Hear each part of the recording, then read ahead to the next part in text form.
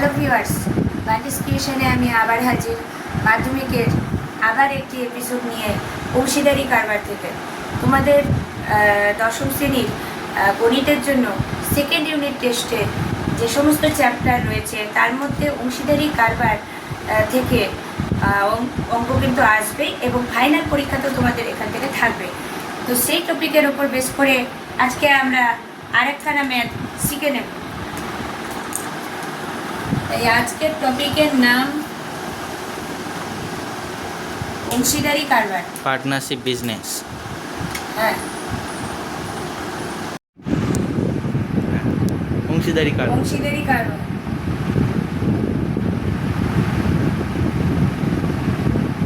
এই চ্যাপ্টার কিন্তু প্রচণ্ড ইম্পর্টেন্ট। তোমরা সবাই মন দিয়ে দেখো ভিডিওটি শুরু থেকে শেষ পর্যন্ত। যদি ভালো লাগে লাইক কমেন্টের মাধ্যমে জানিয়ে দিও আমাদেরকে। আজকের প্রশ্ন আছে,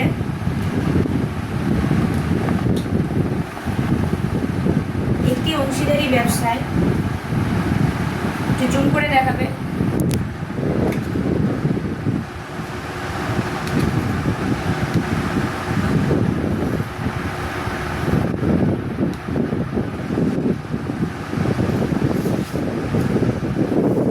জুম করে দেখাইছি।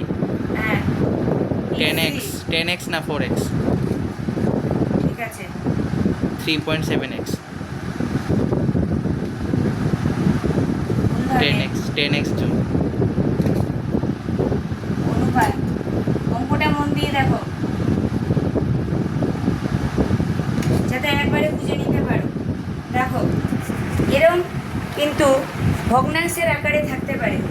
সব সময় যে তোমাদেরকে পূর্ণ সংখ্যা দেবে তেমনটা নাও থাকতে পারে, তোমাদেরকে ভগ্নাংশে দিতে পারে। সেই ক্ষেত্রে তোমাদের চিন্তা হতে পারে যে কীভাবে সলভ করবো অঙ্কটা খুব তাড়াতাড়ি করে এবং বুঝে। যদি বুঝে না করো তবে অঙ্ক কিন্তু মুখস্থ করে পরীক্ষায় গিয়ে কখনোই পাস হওয়া যায় না। তাই জন্য তোমাদেরকে জানতে হবে, বুঝতে হবে। তাহলে এদের মূলধনের অনুপাত আমরা যথাক্রমে 1/3:1/4:1/5 বছরের শেষে এটা পেলাম। এটা দাঁড়িয়ে দাও অথবা কমা দাও। বছরের শেষে একটা লভ্যাংশ দেওয়া থাকবে। এখান থেকে আমি আবার একটু সবুজ কালি দিয়ে দিচ্ছি। যা খুশি ইচ্ছা 4,700 টাকা টাকা। আরপি এমআরপি লাভ হলে কে কত টাকা পাবে?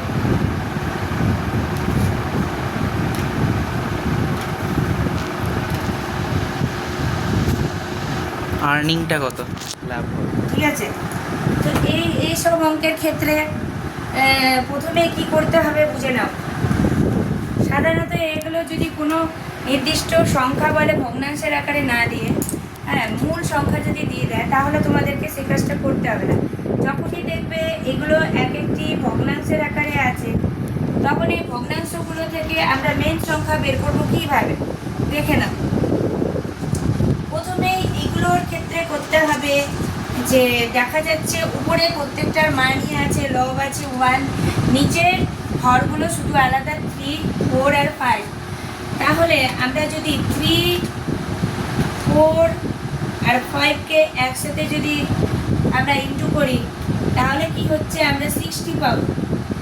60 তো হচ্ছে। হ্যাঁ, এবার এটা সমান কত হচ্ছে? সুতরাং 1/3 হবে কি 60 × 1/3, মানে এর সঙ্গে আমরা কাটাকুটি করে যেটা পাচ্ছি সেটা হয়ে যাচ্ছে আমার 3 × 60 প্রথম জনের, মানে এর হচ্ছে টাকার অনুপাত। ঠিক আছে, 3 × ব্যবসায় যে মূলধন ছিল এই মূলধন তার অনুপাতের একটি পাওয়া গেল হচ্ছে এর মানটা। এবারে বি কে আমি বের করি। এটা গেল হচ্ছে আমার এ, এটা হচ্ছে এ। এবার একই রকম করে আমরা যদি বি বার করি কিভাবে করব দেখো, 60 ছিল, তাহলে আমরা বি সমান সমান কি লিখবো? লিখবো 1/4 ইন্টু কি লিখবো? লিখবো এই 60 লিখবো তো। কিভাবে বের করছি দেখো জিনিসটা।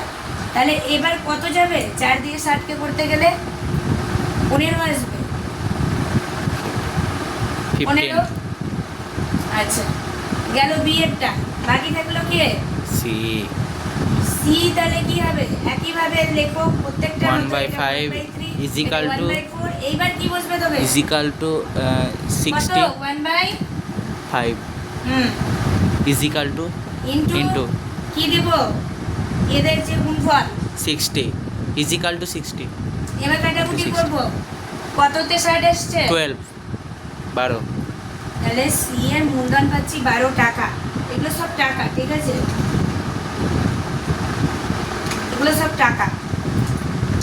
এইবার বলছে যে বছরের শেষে আমাদের লাভ করেছি কিন্তু লাভ হয়েছে 4700, তাহলে কে কত টাকা পাবে? এসব ক্ষেত্রে এবার দেখতে হবে যে কে কত টাকা পাবে। হ্যাঁ এ পাবে 2000 কত পাবে দেখো, প্রথমে আমি দেখে নিচ্ছি কিভাবে বের করতে হবে। যেমন আমরা কিন্তু আলাদা আলাদা করে মূলধন বের করলাম, তাহলে এবার একপাশে আমরা সব মূলধনকে অ্যাড করে দেখি কত হচ্ছে। 20 15 আর 12 তার অ্যাডিশন করো, বের হচ্ছে আমাদের 47 47 তো হচ্ছে টাকা বেরোচ্ছে। 47 টাকায় তো তাহলে হচ্ছে 47 যেহেতু বেরোচ্ছে তাহলে আমাকে 20 15 12 হ্যাঁ 47 আমাকে 20/47 রাখতে হচ্ছে। ইয়েস ইন্টু কত হচ্ছে যেটা আমাদের বছরের লভ্যাংশ, সেই লভ্যাংশকে আমরা এখন সাজিয়ে ফেলি, তাহলে হয়ে যাচ্ছে এই। তো 47-এর সাথে 47 খুবই কালিটা ভালো করে পড়ছে একবারে না, চলে যাচ্ছে। ভালো করে পড়ছে না এই কালিটা। যে ঠিক আছে, তাহলে এ কত পাচ্ছে? এ পাচ্ছে 2000 টাকা। দেখো কত সহজে শর্ট প্রসেসে এই অঙ্ক তোমরা বের করতে পারবে। আচ্ছা এবার চলো বি এরটা দেখা যাক কত হচ্ছে। বি এরটা আমি একটু আবার অন্য কালি দিয়ে দেখাই। বি এরটা দেখো, বি সমান কত পাবে? এর তাহলে মানটা প্রথমে লবে 15/47 ওটাই হবে 47ই হবে ইনটু 4700। সিস্টেমটা বুঝে নাও কিভাবে এই অঙ্ক করছো। এবার তোমরা সরাসরি এটা ছোট করো, দেখো কি বেরোচ্ছে 1500 টাকা। এটা বি, ঠিক আছে। এবার চলো সি এরটা দেখাই, সিটা এখানে দেখাচ্ছি। সি তাহলে কি পাবে? সি এর কত আছে 12/47 ইন্টু 4700 টাকা আবার কাটাকুটি করি, 100 সেই 1200 আসছে, তবে 1200 টাকা। টাকা। ভিডিওটি ভালো লাগলে অবশ্যই লাইক কমেন্টের মাধ্যমে জানাও, আর বন্ধুদের সঙ্গে বেশি বেশি করে শেয়ার করো। আমার এই চ্যানেলটি যদি তোমাদের কাছে হেল্পফুল মনে হয় বন্ধুরা, তারা অবশ্যই নতুন বন্ধুরা সাবস্ক্রাইব করে অল বাটনটি প্রেস করে রেখো পরবর্তী নোটিফিকেশন সবার আগে জানার জন্য। তাহলে আমি আরেকবার তোমাদেরকে এই অঙ্কটা বুঝিয়ে দিই সবার প্রথমে কী করতে হচ্ছে। তা বন্ধুরা আমাদের অন্যান্য অঙ্কর ক্ষেত্রে দেখা যায় যে মেইন মূলধন আমাদের কিন্তু লেখা থাকে, ঠিক আছে, সেটা কোনো ভগ্নাংশের আকারে কিন্তু থাকে না। তাহলে এখানে যখনই আমরা ভগ্নাংশ দেখছি তখন কিন্তু আমাদের কোনো ভয় পাওয়ার কোনো চিন্তা নেই, ঠিক আছে, ভয় পাওয়ার দরকার নেই।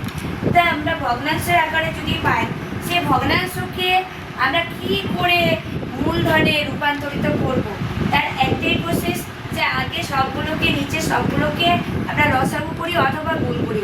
তার ফলে আমাদের পাচ্ছি আমরা 7 3 × 4 × 5, ঠিক আছে।